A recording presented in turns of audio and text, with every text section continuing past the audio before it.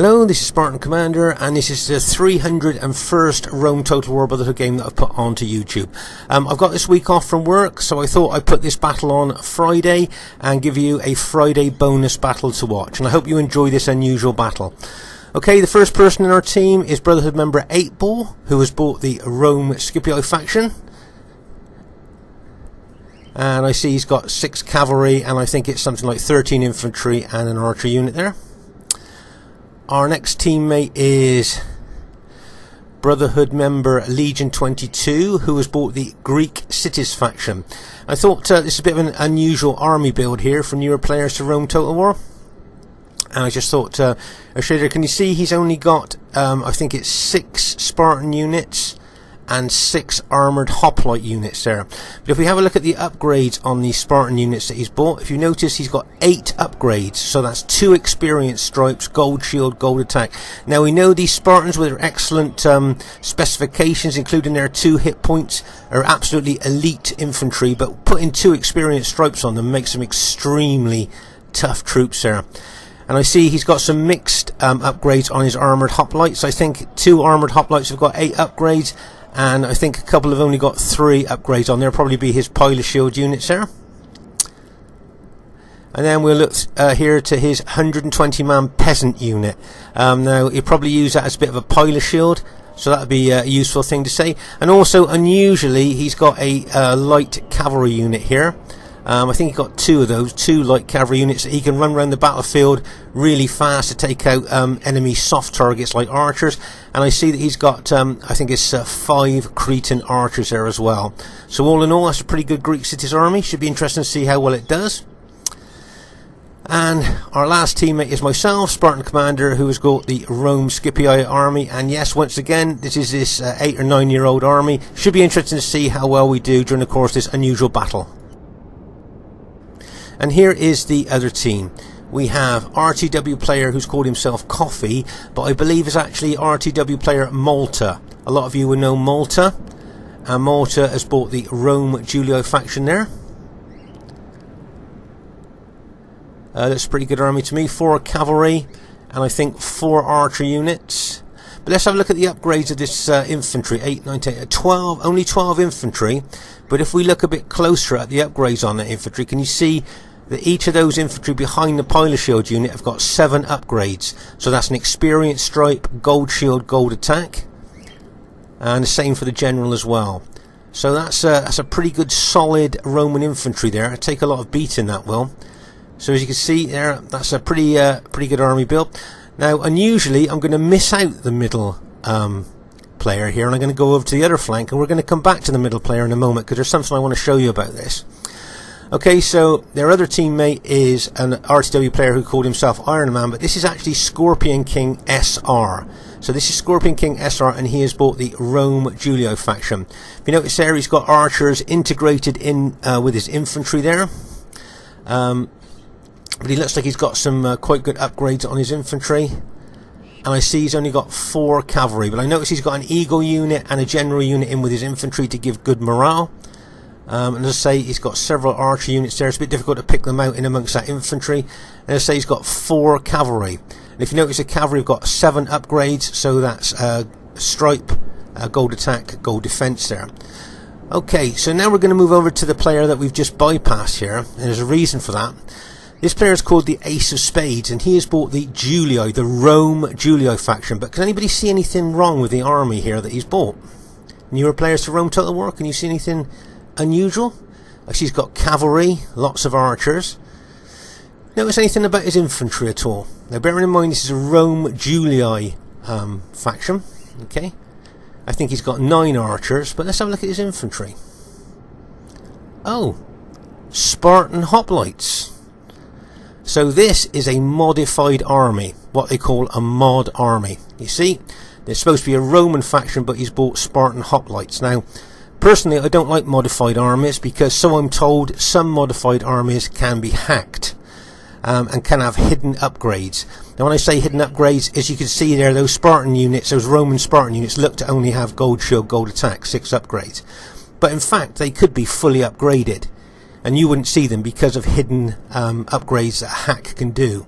Now, I'm not saying this army has been hacked. It might just be an ordinary modified army that he's brought along here.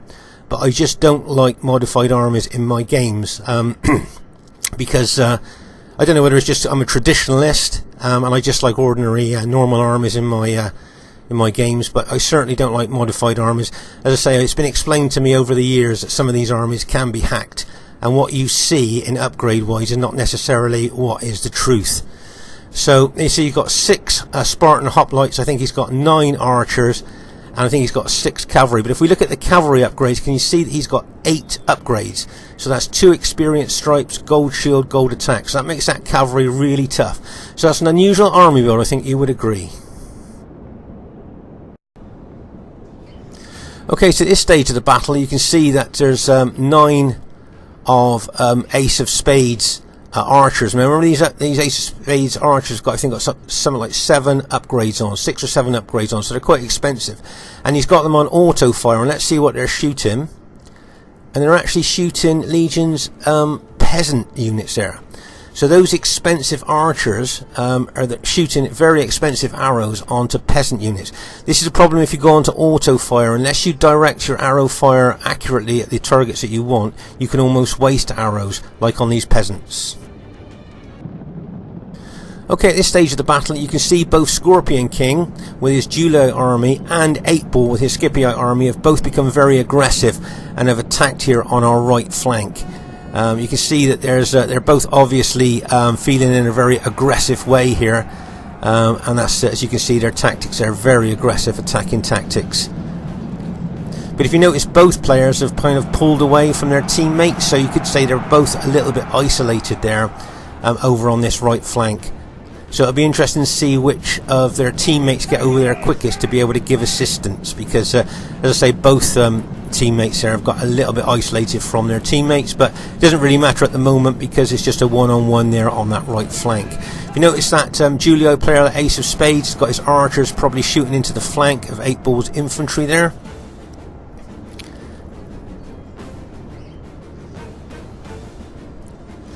As you can see, 8 Ball's attacking there with his infantry, and now he's charging in with his cavalry. Right, let's just pause the game for a second to take stock of exactly what's happening. So as I say, over here on the right flank, it's very aggressive. If you notice, I've brought my cavalry over, and they're now behind 8 Ball's infantry and cavalry. As I say, this Julii player here is probably shooting his archers, his arrows into the flank of 8 Ball's infantry there. Yep, it's reduced them down to about 55. That might be from pilot damage as well, but those archers certainly add into casualties there. Now you can see the enemy allies there are quite away from Scorpion King to come over to help him there. Meanwhile, back over on the battlefield, you can see that my infantry is facing Malta's infantry, but we're a long way apart, and our Greek city's ally is a long way from the enemy too there. So it's all kicking off on this right flank. So as you can see, 8 Ball looks like he's charging his cavalry in, and then decides to stop. Just before the impact of the cavalry went in on the enemy Julii infantry, decided to pull back. But can you see my cavalry's coming in? I've decided I'm going to be aggressive with my cavalry and hit that Julii army hard with my cavalry. And hopefully, as you see, 8 Ball's charging in with his infantry as well. So it's an infantry and cavalry hit, and as my cavalry goes in, bang, as that cavalry hits. Okay, let's just pause the game for a second. So as you can see, I've charged my cavalry in there. What my thoughts are is to try and take out this Julii army maybe before allies get over. Now you can see the Julii cavalry, the allies, Scorpion King's Julii allies over there with his cavalry, could be charging into our flank here. But if you notice, he's been distracted by Legion's light cavalry. Remember the light cavalry Legion brought in? He brought them in. Now he's attacking the archers, the Julii archers, and that Julii cavalry, instead of charging in to help his allies there into the flank of 8 Ball's infantry, is now chasing down 2 light cavalry units that was attacking his archers. As you can see, both myself and our Greek city's allies are moving over to our right, but Scorpion King's allies are a little bit far away from him, but our team's starting to move towards him a bit here. So Scorpion King could really find himself isolated here. Right, if you notice there, my cavalry is really penetrating into Scorpion King's infantry formation there. Okay, I've got my full cavalry charge bonus, and I don't want to hang around fighting infantry, so I'm going to pull my cavalry out. Just as Scorpion King decided to counterattack with his cavalry. If you notice, I've just pulled my cavalry out in time. Now, if you notice, 8 Ball was charging his cavalry in, just before he hits, he decides to back off with his cavalry. But as you can you see our Greek city's allies moving over there to try and cut Scorpion King off from his allies. Nice tactical move there by Legion 22 with his Greek cities, trying to cut Scorpion King off. And if we keep smashing into his army with our cavalry, we're going to cause major problems. Right, can you see the 8 Ball here is fighting Scorpion King's cavalry and a couple of infantry units there. Now, what I'm thinking to do here is, shall I charge my cavalry over to help 8 Ball here to take out his cavalry and infantry? Or shall I take advantage of Scorpion King's cavalry being away and smash into his main infantry battle line and take out most of his army? Now I'm torn here. Go over to the right to help 8 Ball, or smash into this army. Look at the larger picture if you like, and take out Scorpion King army there. And bang, as my cavalry goes in. Now, if you notice there, straight away starting to rout Scorpion King's units, and if I start moving my cavalry from right to left there, I could start rolling up Scorpion King's battle line with my cavalry. If you notice, our Greek city allies moving forward as well. And if you notice that the Julii cavalry there of his ally has just moved away from the battle there. But if you've noticed there, that cavalry hit I've just put in, I think probably was the best decision there, because we've just taken out all of Scorpion King's infantry that were in that main battle line. So that's what we've done there. And if you notice that Scorpion King's general's been taken out as well, so we've just taken out that. If you notice that that Ace of Spades Julii cavalry may have been able to help, but he decided to pull back at that time. But if you notice, the Scorpion King still got his cavalry left, and I think he's still got a couple of infantry units left that come over to the fray to attack 8 Ball's cavalry there.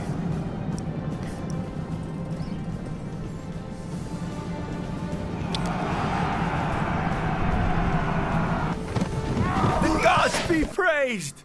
The enemy general is dead! So there's a general overview of the battle as it stands at the moment. Right, if you notice, I pulled my cavalry back from that hit there. Now what I really would like to do is take out the rest of Scorpion King's cavalry, because I know he is very good. He's got all those years of experience on RTW, and he would be a real nuisance for that cavalry.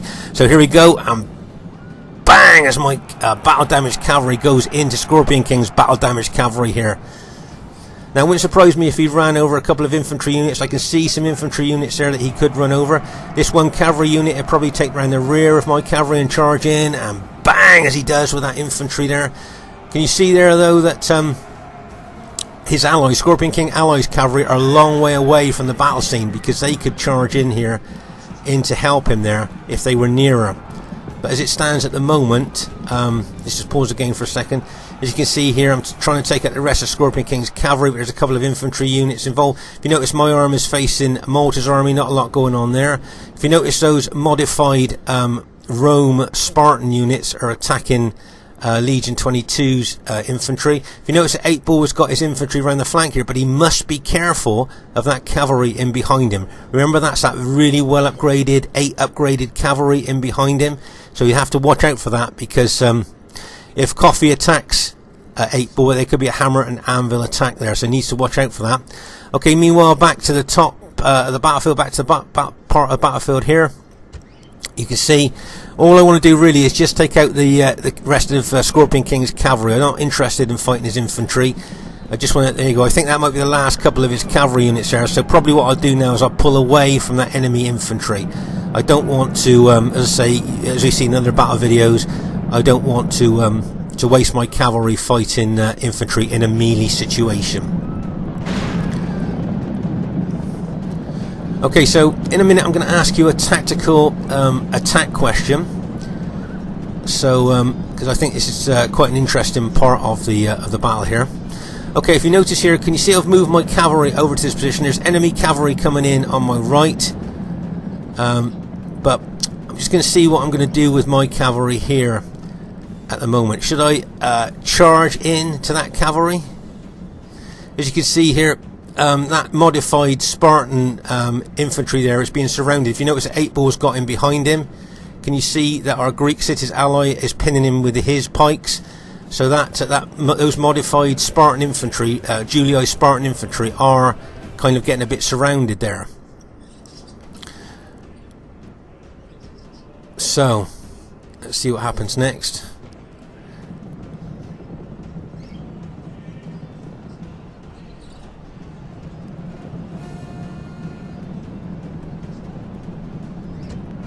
Okay then, so if you were in charge of my cavalry there, what would you do with that cavalry now at this particular stage of the battle? We just had a look round at the battlefield. Do you think you'd try and get that cavalry, charge into that cavalry there? Maybe that might be a good option. How about going out around the flank and taking out all those archers that have been firing into us mercilessly all battle? Maybe go around there and take out all those archers. Maybe charge here over to that side and then charge into the flank of Coffee or Malta's infantry. But what would you do with that cavalry? What do you think you would do? Maybe go off and face that Julii cavalry there? So have a look. If you have a look at the battle, general battle disposition there, what would you do with that cavalry of mine then, do you think?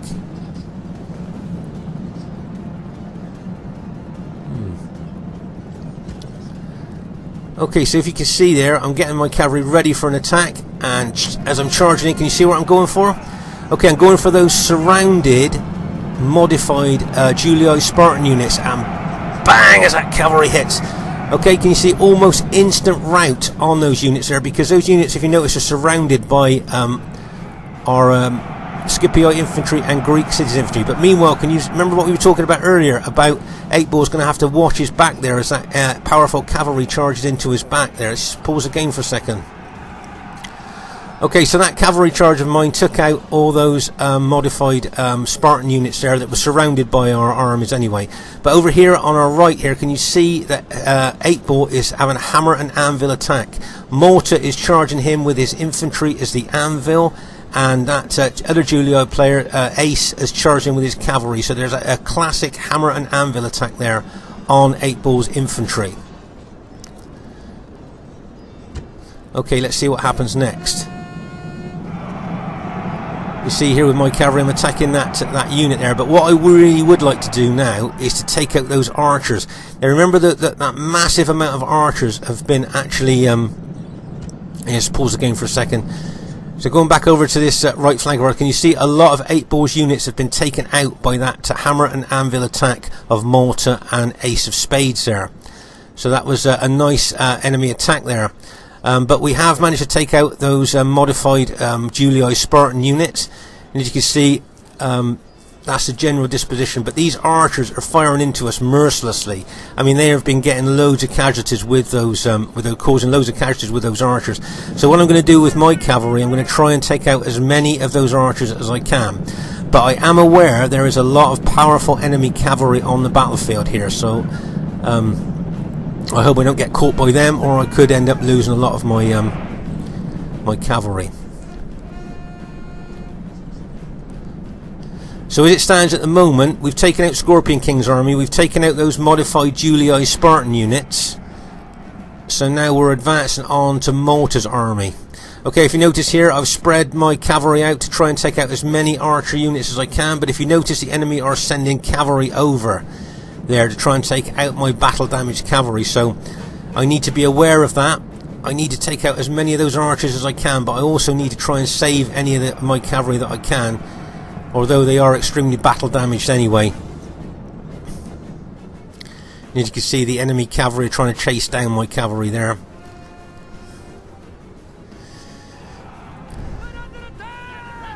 My guess is that Malta here, facing both my army, our Greek city's ally, and what's left of 8-Ball's army here, probably will be a little bit reluctant to take us on head on in a straight fight. So my guess is that Malta may well retreat that Julii army there when we actually start to get in contact with that army.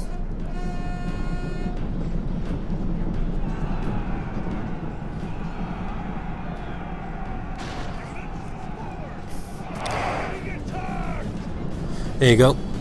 doesn't want to get involved in fighting two armies. I don't blame Malta there, because obviously he'd be fighting my army and our Greek cities allies army there. And of course remember that every time we're moving we're suffering casualties from those archers. You know that shooting into the flank and the rear of units, their weakest points, does cause casualties, but also when you move, when your troops move, you suffer big casualties from archers as well. So every time we're moving forward, see, this is what I think Malta's retreating for here, is to try and draw us forward. Right? Can you see this enemy cavalry coming into the flank of my infantry? And bang, as that cavalry goes in. Nice hit there by Ace of Spades cavalry there. Routed several of my Scipio units have been routed there by the attack of Malta and that cavalry going in. As I say, remember these archers here, loads of them with good upgrades shooting into us all the time. So every time we move towards Malta, every time we move our troops, we're suffering really heavy casualties from that archer fire. So that's why Malta keeps moving back to make us move towards that army, so we're suffering casualties. Plus they've got cavalry advantage, which they keep charging in and sniping at our units as well. So the last of my cavalry units have been chased down and killed now, so the enemy have definitely got cavalry advantage on this battlefield. And remember that Malta's army we looked at earlier has got really good upgrades, 7 upgrades on each unit. Plus he's still got his general still alive there, so it's a lot for us to take now. We've suffered so many casualties. Can you see my routing units there being chased down by the Juliite cavalry?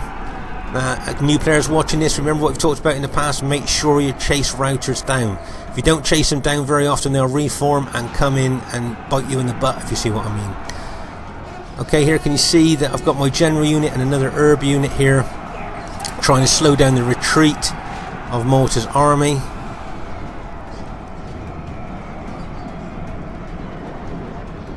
As I say before, remember that Malta's army we looked at before, it got 7, each of those infantry units got 7 upgrades on.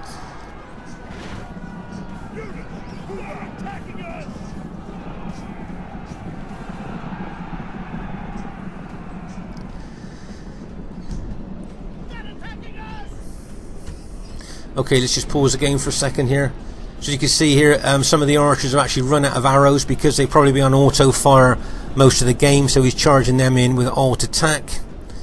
But as I say, Malta keeps pulling that army back, keep trying to draw us forward so that the archers that are remaining can still shoot us in the rear and the flank and cause us big casualties. So we've got to make a decision soon. Are we going to keep moving forward, or maybe have to do something a bit different from that? Especially as that cavalry are out there as well, ready to snipe off individual units, you know, with surgical hits, bang, hit, rout, pull back. So we're going to have to think of something a bit different here, rather than keep chasing Malta's army and kind of dance into Malta's tune, if you see what I mean. If you know, we're just reacting to Malta's actions there. There's a cavalry charging in here. Once again, see that one unit went in like kind of a surgical strike, those 2 battle damaged units, trying to rout some of our units there, but we managed to rout those 2. Okay, so if we're not going to chase Malta's army anymore because of the archer casualties that we're taking and the sniping by the enemy cavalry units, the only thing we can do is to form up a little bit of a defensive formation here. Now what the enemy wants us to do you see how far Malta's pulled that army back? Wants us to move towards that army there, suffering archer damage plus cavalry hits. So what we're going to do, we're going to form up into a defensive formation here. We're not going to play that game anymore. We've lost enough troops playing that game, so we're now going to do something that we want to do, and that's form up into a bit of a defensive formation here.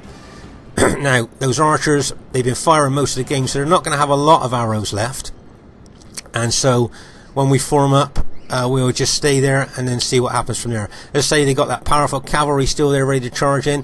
Let's say Malta's army with those really good upgrades are there as well. The general's nearly completely intact, 79 men in that unit, nearly completely intact unit. So I think basically the only thing we can do now is to form up a bit of a defensive formation and see what happens from there.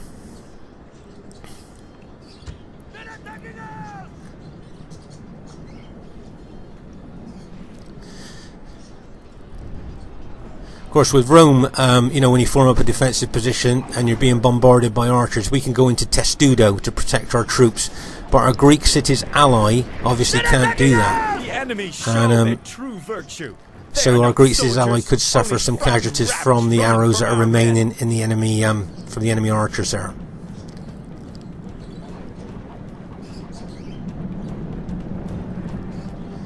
Let's say normally you very rarely see a Brotherhood team go into a defensive formation. In fact, you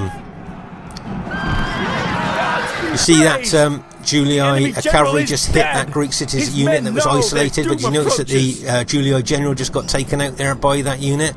So that was quite a good thing for us too. If you notice that, I think one of our Spartan units went on a little bit far there and got caught out. Can you see 8 Bulls general stood there though? I see 8 Bulls general stood out in the open there, and they have to be careful of that because we could do with him over there giving morale to all of us in our little defensive formation. There's his general with his 8 infantry, I think.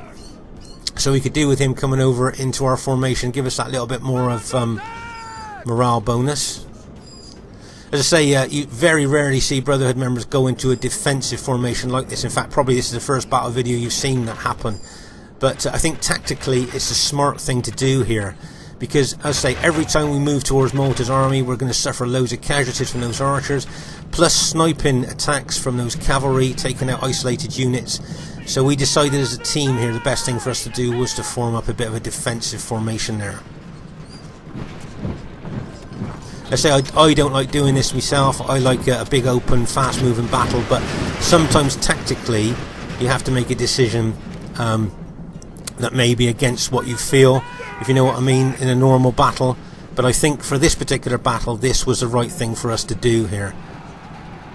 Right, if you notice that Julii cavalry unit's just attacking 8 Bull's general unit. I hope 8 Bull notices his general unit out there and pulls it into our formation.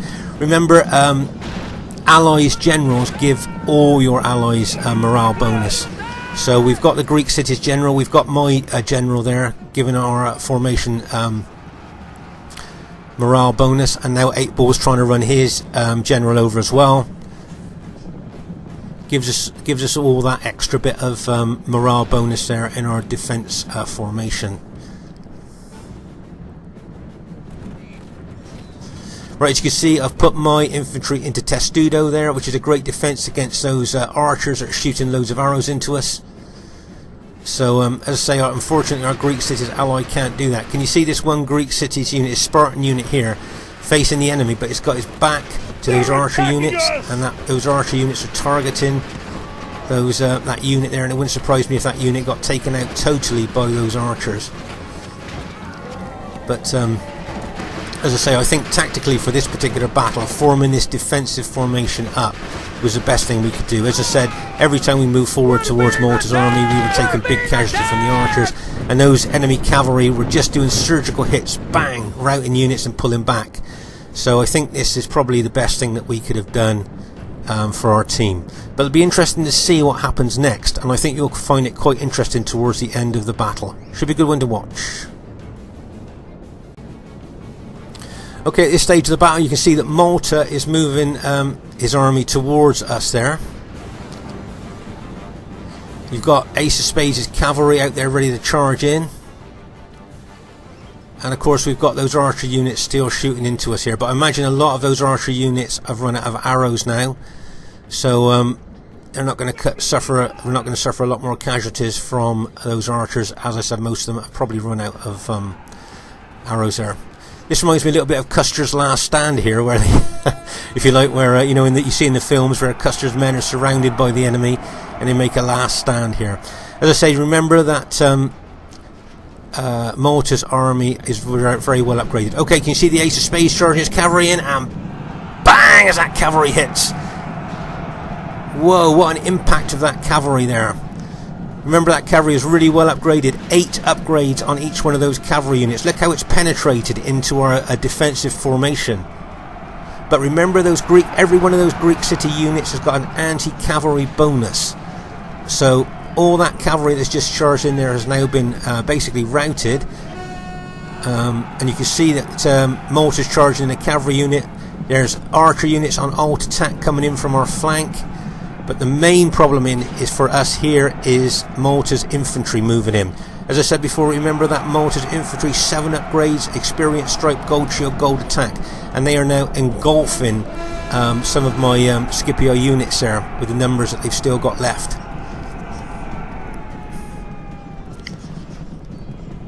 I took the initial charge in Testudo, but I'm now taking my infantry out of Testudo and putting them into attack mode now.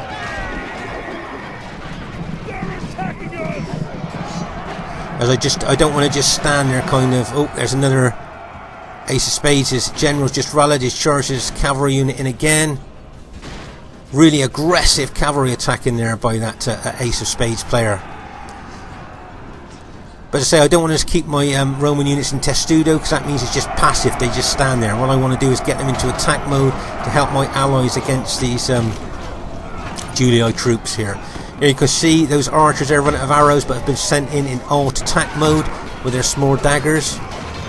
You notice that some of our Scipio units are still routing there under the attack of Malta's well upgraded army. You notice nice tactical move there by Malta, pulled a unit out to get in behind us. That one unit there will get in behind us and charge into the rear. Remember, on RTW, the flank and the rear are the most vulnerable and weakest part of any unit there. You can see Malta pressing in, aggressively attacking with his infantry there, really pressing home that infantry attack there. Really trying to make the most of those upgrades by pushing in with those troops. If you notice here, nice tactical move here by Legion 22 with his Spartans and armoured hoplites, trying to push in from the flank here, trying to get some leverage on that flank of Malta's army.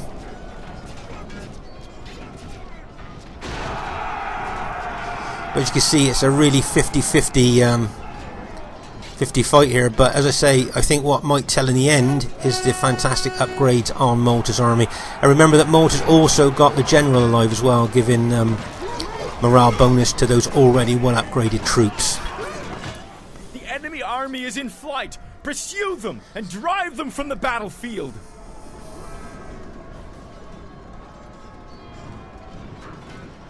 What I remember during the course of this battle, I was trying to kill that, I was directing a lot of my troops to try and kill that Julii general there. As I say, here's some nice tactical movement here by Legion 22, bringing his Spartan units and armoured hoplite units into the flank of Malta here. Trying to squeeze Malta from that side as we're pressing ahead here as well. As I remember several times I directed my infantry to attack that Julii general there, trying to force their way through to try and kill that Julii general, because I think morale here is going to be a real issue here maybe for the enemy team. And remember that my general's still alive, our Greek city's general's still alive, and 8 Ball's general's still alive. So there's a hell of a lot of morale being given to our troops, to all our troops. Whereas the Julii general, yet still alive, but it's just one general, one morale bonus there. So I'm just thinking maybe our 3 generals still alive, giving our troops all that morale, could possibly make the difference towards the end.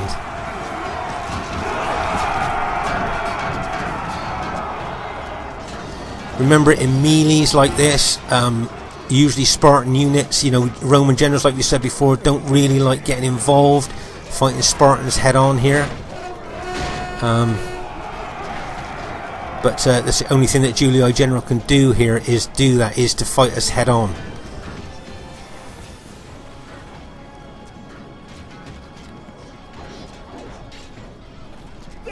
You see, it's really 50-50 at the moment. If you were a betting man, which way do you think this is going to go? It's interesting. It's going to go right down to the wire. Nice little move there. Nice little move again by Legion 22. Getting an infantry unit, one of his pike units, in behind the enemy there, and that will lower the morale of those troops. Right, do you see that unit just glow?